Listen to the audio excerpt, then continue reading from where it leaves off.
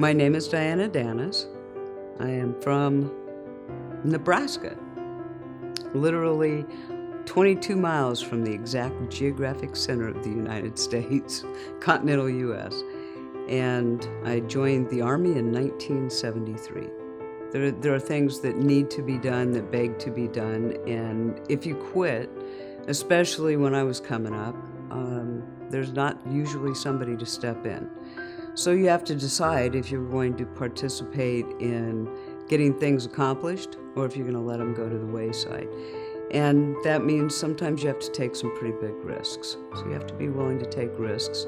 And with that, sometimes there are rewards. Usually there's punishment, but sometimes there are rewards. And in the end, you can look at it and say, I took the chance and got some things accomplished. When you're in an environment like the military, it's a stoic environment. It's very rule-oriented and regulation-oriented. And if you can follow the rules and regulations to the extent that you always look very together, you do your job very well, especially if you can do it better than almost anyone else, then you can have more latitude to affect change.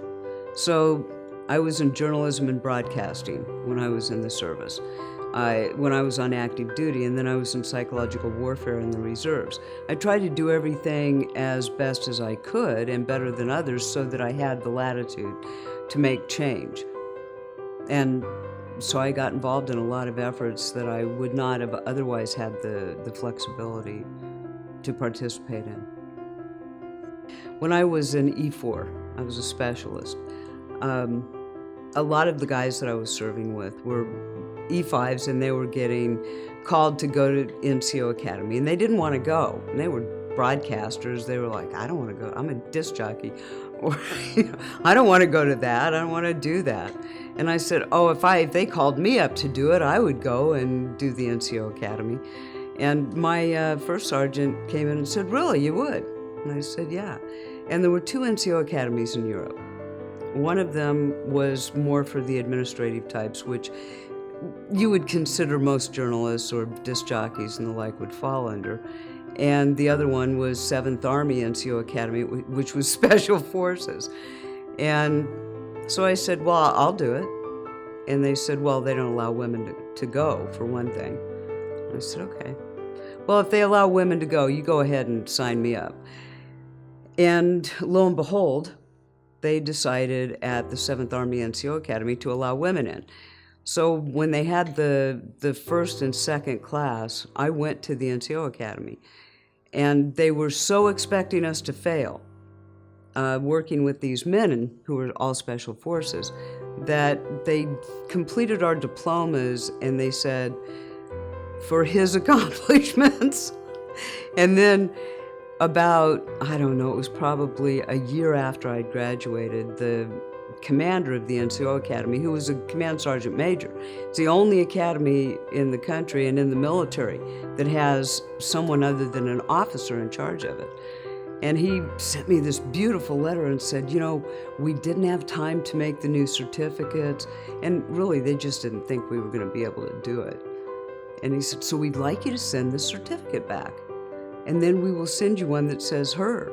And I said, I'm not giving it back, because you didn't think we were going to be able to do this, and I want to prove it. So I'm keeping it. Thank you very much. And some of them sent them back. There were only 6 of us in those first couple of classes. But I kept mine. I still have it. It says for his accomplishments. And I'm very happy with that. The military is the place for social change. It has always led the way. It's one of the greatest opportunities in the world to show people social change. It's always led the way in that regard.